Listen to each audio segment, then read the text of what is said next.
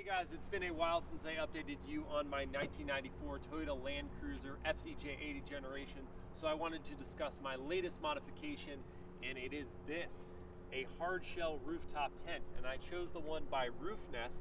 They're a startup in the space.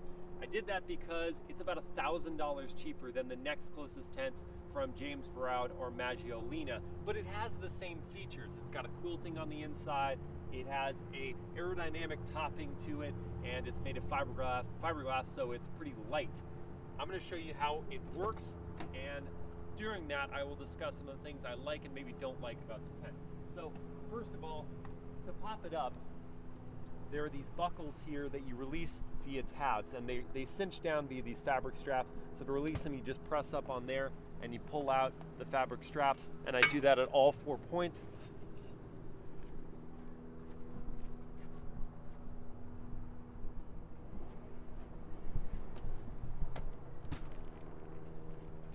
This job with 2 people takes under a minute, honestly, but even with 1 person, it's pretty darn easy.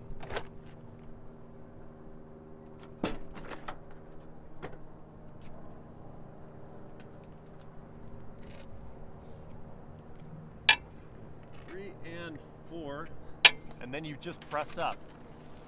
And the hydraulic struts inside the tent do the rest of the work. You do that on the back and on the front. And bam, you got yourself a rooftop tent. That is how easy it is to set up camp when you get to your campsite. I love that about it. It's super convenient. Now putting it back down takes quite a bit more effort, and about 5 times the amount of time it takes you to put it up. But it's still pretty simple because you just pull down the struts on the inside via these straps down here, and you do that to one side and then the other side, and then you cinch down the straps into the buckle system. So it's really not that difficult, and that is, again, one of my favorite features about the Roofnest or any real hard shell rooftop tent. They all do the same thing. The ladder is a pretty simple mechanism. It's a telescoping system. Just has a strap right here. You release, and then you pull these. You find the little notches where they go. I'm blinding myself. 1 and 2. You pull out, and it telescopes. You put it down the ground. Obviously, if you're camping off-road, you're going to want to find a stable surface to put that. But then it supports plenty of weight, and I like how wide the ladder is. You feel like you're very stable when you're climbing up and down it.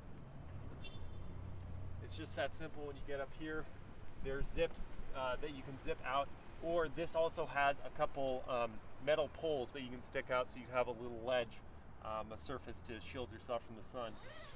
You've got an inner netting and then this outer one. When you have this outer one closed, it really seals the tent up nicely if you're camping in winter, so you have plenty of warmth on the inside. But this is all really simple, and then these can each roll up and be secured by these hooks. You've got one for the outer one and one for the inner one. This whole process is super simple, and sometimes when I'm really feeling lazy, I just do one side. Of course, there are both sides of it. Inside here, I'll let you come, actually I'll grab the camera, I'll show them this. This is pretty cool. So here is the inside of the Roofnest Eagle, and that's the model I chose because it has a little more length and width than their other configurations, and I didn't want the triangle pop one. I wanted one that just goes completely vertical so that you have the same amount of space throughout the tent. And this one I found that I can sit up in the morning to change clothes or whatever. It's pretty easy to move around in. I'll point out that this has a netting right here in the tent that we can kind of just throw loose items and clothes up there. The quilting on the upper part of the tent helps insulate it. You've got a couple hooks over there for clothes or for hanging a lantern. These storage bins on the side, right here. Sorry, I didn't know where I was putting my hand. And then you also have 4 windows. So you have the 2 going long ways, and those aren't, you don't open the outer mesh, those kind of just stay like that, but it helps with air circulation. And then you've got the one directly across, and that is just like this outer one here. It has an inner mesh and then an outer fabric. So you can enter from either that side or this side of the tent, but you can't enter from either of these.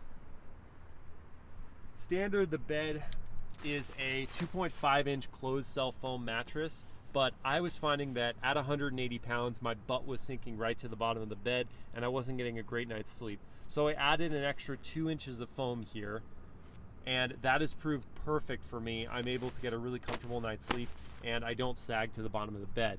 I also added a negative 25 degree 2-person sleeping bag for my wife and I. This has been awesome. We just went to Utah and it was real cold there. Well, real cold for us Californians. It was 18 degrees and this kept us really warm the entire time. And when the tent is closed, I should point out that you can store I store my sleeping clothes, I store the sleeping bag and the 2 pillows right inside the tent, and that really cuts down on space you might require from inside the vehicle. You can store those things inside the tent and not have to worry about them, and they're ready to go as soon as you get to your destination. You don't have to throw in your sleeping bag and other accoutrements into the tent when you arrive. So all that is good so far. Really the only issues I've had with the tent is kind of build quality things. There's some sagging material over there on the upper liner, and some of the zippers have kind of come loose and things like that. And a buddy of mine also got a Roofnest tent and was having some issues with a little bit of rust. Now, me being in California, I don't have to deal with that, but rust on the bottom of the tent. And for me, I'll step back down for a second and hand this off. For me, one of the things I had to sort of figure out a solution for was mounting the tent to this FrontRunner Slimline rack. The reason I was encountering issues is because the rack has a lip on it. So some racks are just completely flat all the way throughout, but mine has a bit of a lip. So when I was sitting the tent on it, one, it sits over the edge, and so obviously it's up on the lip, but that also means it's not flush with the slats going across. So what I did was I got a couple extra taller mount bars from FrontRunner in Agora, California, and Agora Hills, California. And what I did was I just put 2x4 planks of wood to separate, and you can come see that here. I turned the mounts around backwards, and then I put 2x4 planks of wood between the tent body, the fiberglass bottom of the tent, and the slat going across. And what that did is it gave me the cushion I needed, and it distributed the weight a little bit better across 2 of the slats. Now what I'm going to do is get another of those 2 mounts, because I don't just want all of the weight of the tent distributed on only 2 slats.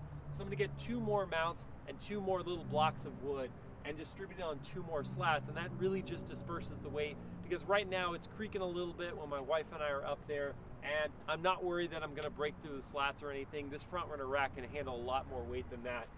But it's just more getting those creaks to go away. Another thing I added was this bit of foam on the edge of the lip, so it really eliminates a lot of the noise that the tent could be making just sitting on top of the rack.